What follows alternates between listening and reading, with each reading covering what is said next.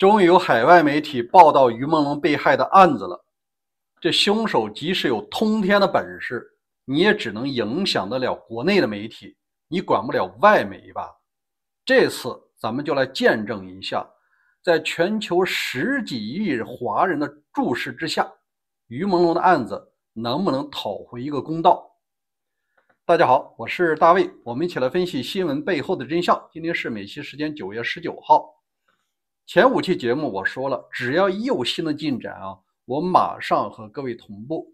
这个进展也算脉络清晰起来了，包括那位所谓性侵他的大佬，还有另外一位几年前血藏他要潜规则他的女星。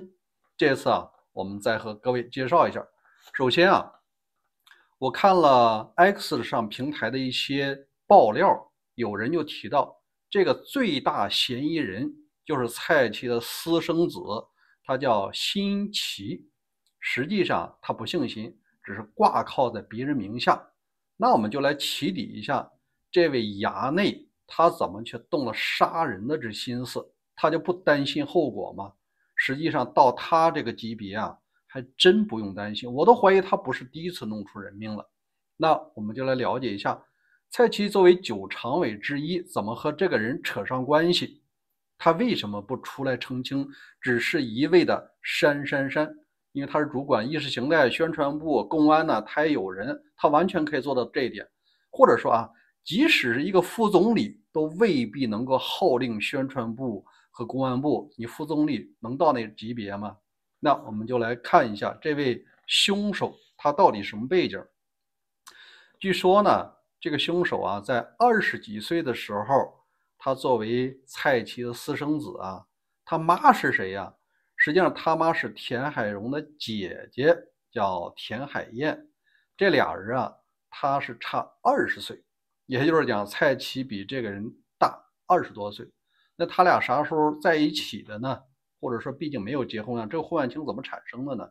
因为在蔡奇担任宣传口负责人期间就和这位娱乐圈的人勾搭上了，所以说他们就找了这么个孩子。那既然孩子生出来，你总不能放在他家名下吧？然后呢，就找了一下自己的小马仔，原来在担任国家电网的高层，后来一直干到董事长，姓辛，正好叫辛保安吧，现在已经退休了。正好把这个私生子就放在他家。在这一点，前几年我看过一本小说，专门是爆料的。有些大佬私生子很多，他呢不姓自己的姓，有的时候也不姓母亲的姓，专门找自己可靠的下属你给我代持一下，你给我当他的父亲，实际上血脉跟他没有任何关系。作为交换，那这个代持人就会得到相应的好处。在这个故事里的辛保安一直干到副部长级，担任了国家电网的董事长一把手。那我们就知道，这位凶手他一开始就知道自己的背景，所以说心理上是有一些变态的。为什么他喜欢男色跟这个也有一定的关系。因为长期名不正言不顺，自己的亲爹不能相认，那他有花不完的钱，也能很快晋升到央企的下属公司的一把手。他也当过一个电投公司的小董事长。大家别忘了在企查查这个人的名字现在还在，就是所谓的这辛奇。为什么呢？是因为他以自然人的身份入股了一家央企作为主导的公司，但这个自然人他就当上了董事长，你觉得这正常吗？我们国内做生意的时候，央企的子公司、孙公司和重孙公司，这个法人代表他通常都是央企的负责人之一，担任挂名董事长，哪怕他一年到头不来这公司，法人很重要怎么可能让一个自然人你来当这个董事长呢？这是其一，不正常的方面。第二他为什么有这种想法是因为有些人确实钱花完的时候，他自己又不能和自己的亲爹相认的时候，他变态，心理上可能要通过折磨别人来满足。因为既然说他爹已经做到常委级别了，在国内罩得住，因为啊，出了人命，这个对于共产党的高层来说不是什么大事儿。尽管老百姓认为这个天塌了，他们认为死一个人或者伤一个人又能怎么样呢？花钱他就能够摆平，打一个电话，网络上就能做到销声。那我们再来揭秘第二一点，就是几年前要潜规则于朦胧的那位女星是谁？根据现在的信息啊，他们实际上是一个家族，就是这位最大嫌疑人辛奇的姨妈，也就是蔡奇的小姨子。因为这位生于1975年，今年50岁整的明星啊，几年前一直是担任这个主角的，后来啊自己就做了影视公司的董事长。那他为什么喜欢这个男色呢？这个就不得不讲一下他的经历。因为呢，他一开始啊在上戏的时候喜欢自己的同班同学叫陆毅，也是一位帅哥。后来呢分手了。分手了以后啊，他居然在节目中撕起来了，说他跟这个陈世美始乱终弃。后来啊，他又喜欢上了王志文，在拍《黑冰》的时候，他是扮演其中一个角色。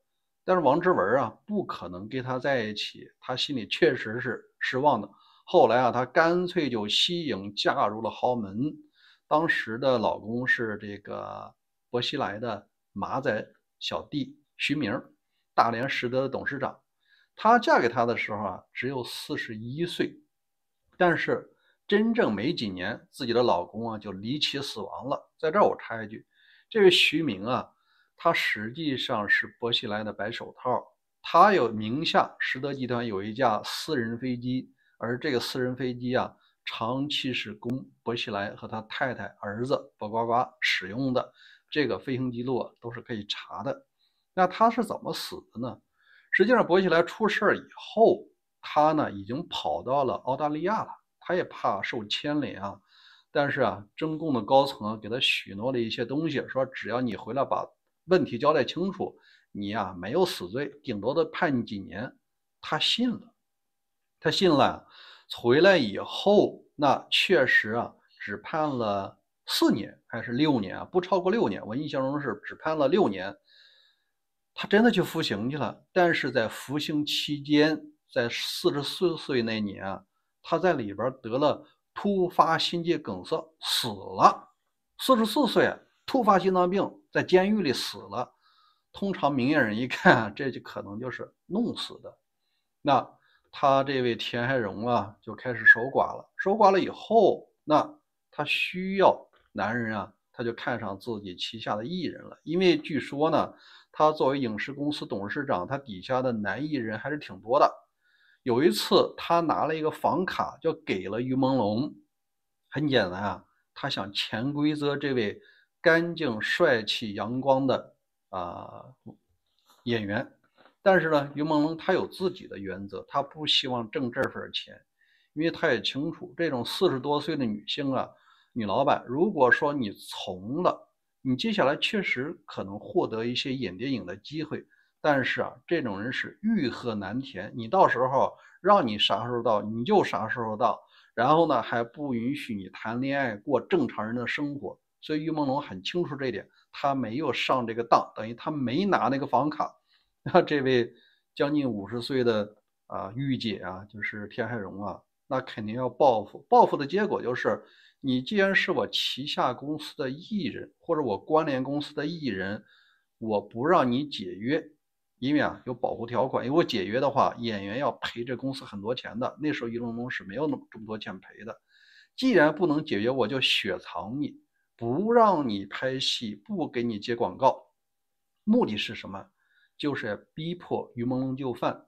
但这点啊，于朦胧真的是个男人，他呀没有出卖自己的自尊。这段时间呢，既然你不让我拍戏，你也不解约我也赔不起你钱，那我就去贵州山区支教。这就是我前几期节目讲的，于朦胧作为一个明星，他呢3年在贵州支教，当地的孩子啊非常感激，说你就是电影里那位3生3世里的神仙吗？他说是天下没有神仙啊，只有每一个活生生的人。所以说啊，于朦胧坚持住自己的立场和理想，就遭受了这个报复。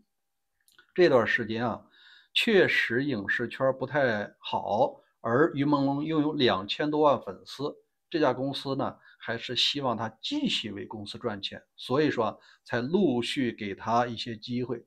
但这段时间啊，这位田海荣就没有防住自己的外甥，因为是他姐姐的儿子，这是姨和外甥的关系。这小子呀，他喜欢男色，所以说就安排了自己的马仔把于朦胧灌醉，然后实施了侵犯。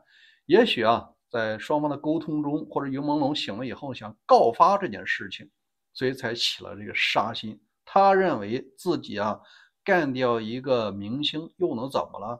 反正媒体我爸说了算。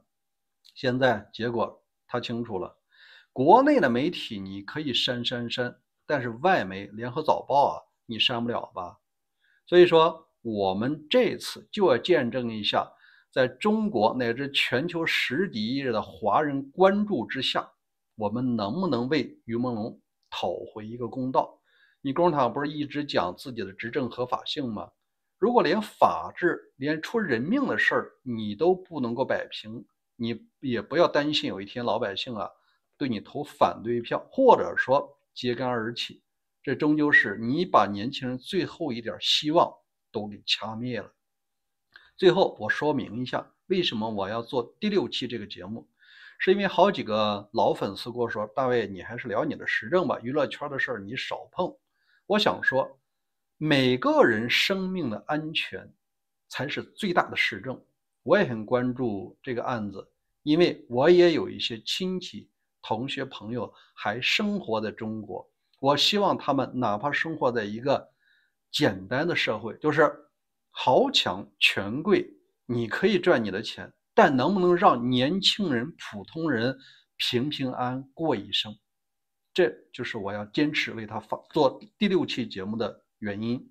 因为每一个人，就连这种2000万粉丝的人都轻易可以销声，没有人为他发声的话，大家没有人是安全的，你还谈啥时政啊？好吧，今天就聊到这儿，感谢各位关注大伟观点频道，我们每天都会更新。另外邀请您，如果您觉得想进一步关注于龙龙的案子，欢迎您打开我的小铃铛，如果我有进展，会及时和各位沟通。再见。